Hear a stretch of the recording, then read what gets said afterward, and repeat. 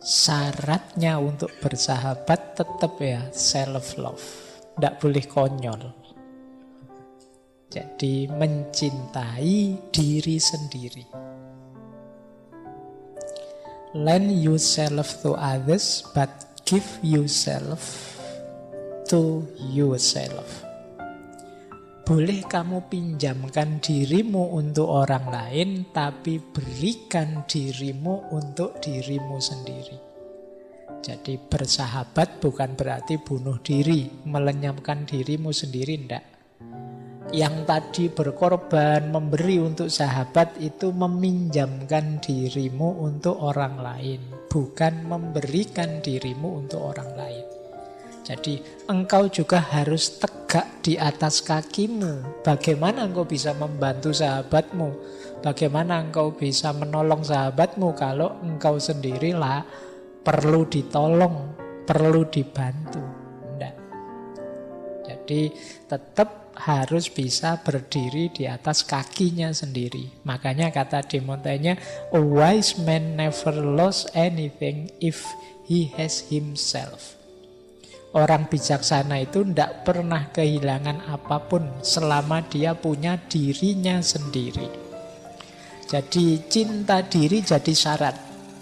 Nah, jadi meskipun biarkan aku sakit asal engkau sehat, tidak boleh.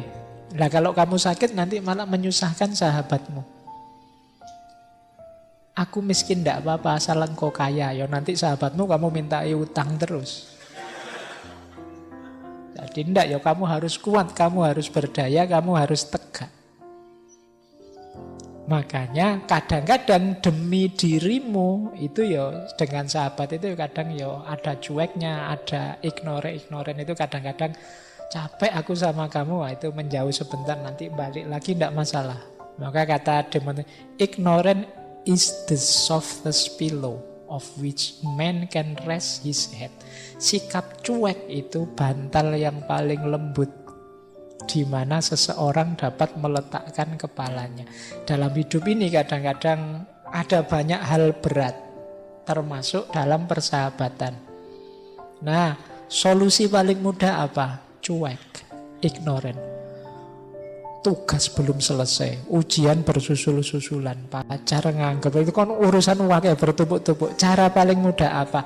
Peduli amat. Itu namanya ignorant. Mengistirahatkan diri dulu sebentar. Kata De Montaigne apa? Softest pillow. Bantal yang paling lembut untuk kita istirahat sementara.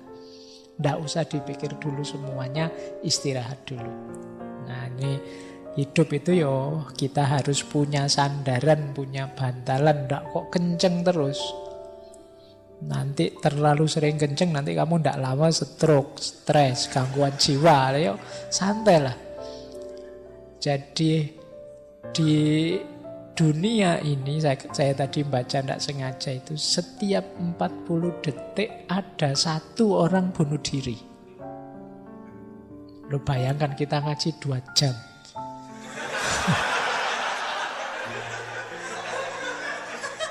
Itu kalau dibagi 40 detik, sudah berapa orang tewas bunuh diri sepanjang kita ngaji.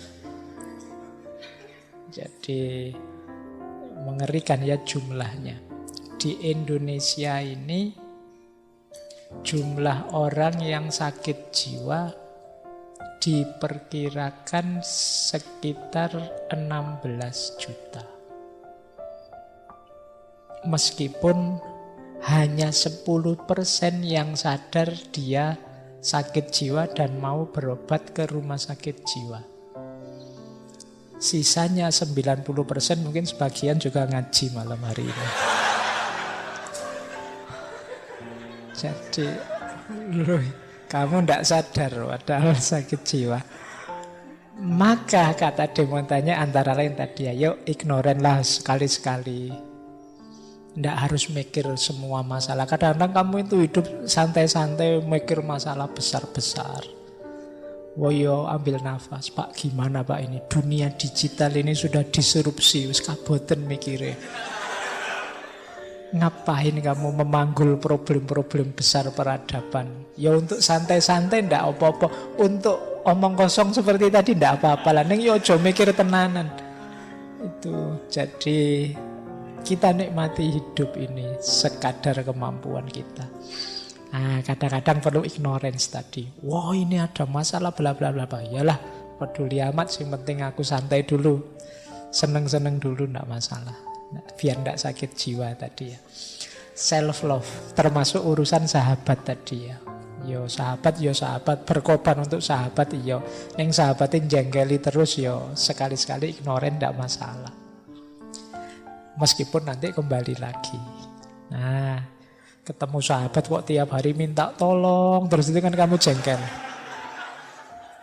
Begitu datang ke kos-kosan kan masalah apa lagi ini? Mesti kamu kan gitu.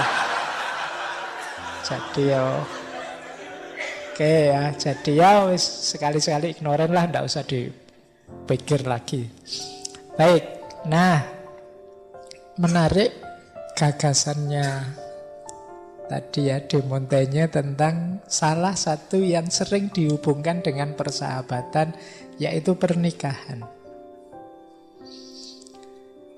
Ada beberapa quotes yang terkenal tentang pernikahan dari De Montaigne. Yang pertama itu, kalau ada pernikahan kok baik, pernikahan kok langgeng, pernikahan kok sukses.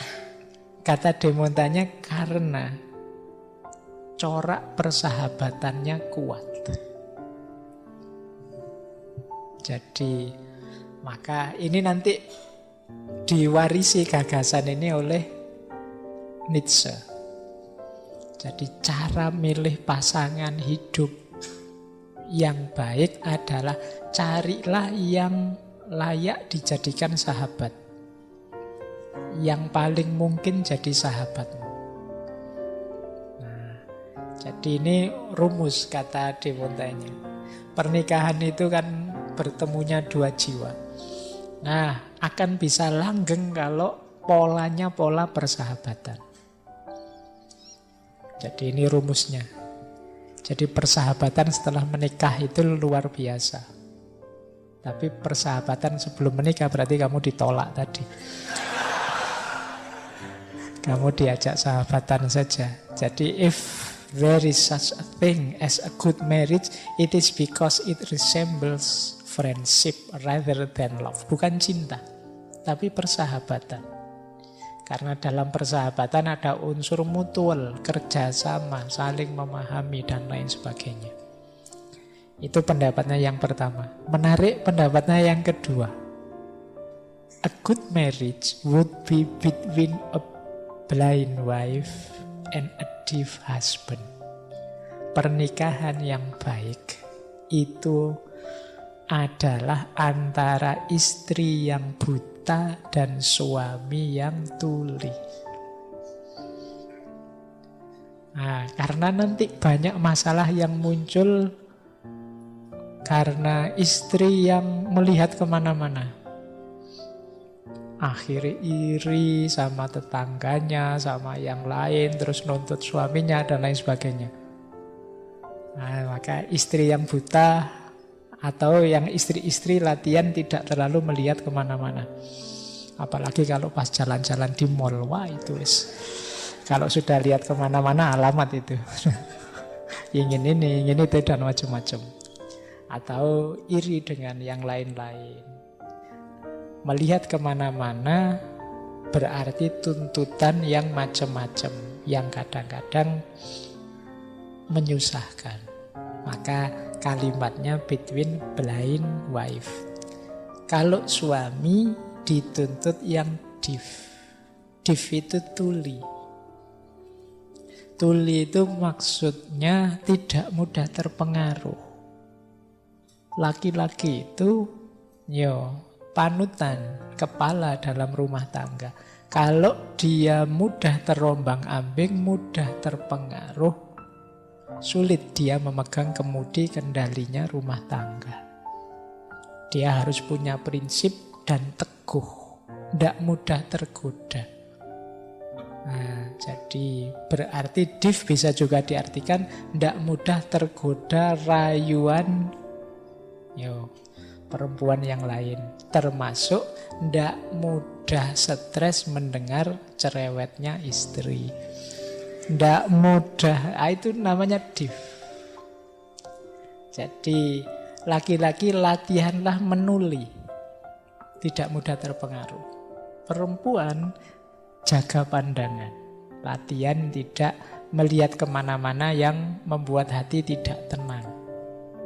Ini nanti kalau saya pakai istilah jaga pandangan, dalilnya banyak. Baik, ini rumus kedua dari De Montaigne. Rumus ketiga, nah ini menarik untuk yang jomblo ya. Boleh dipakai dalil. Pernikahan itu seperti sangkar burung. Burung yang ada di luar penasaran untuk masuk dalam sangkar, sementara yang ada di dalam begitu putus asa ingin keluar. Jadi kata De Montaigne, kayak teman-teman yang belum nikah itu kan rasanya, kapan aku nikah, sopo jodohku, pikirannya kan itu terus. Nah yang nikah kadang-kadang sebaliknya, ngapain kemarin aku cepet-cepet nikah.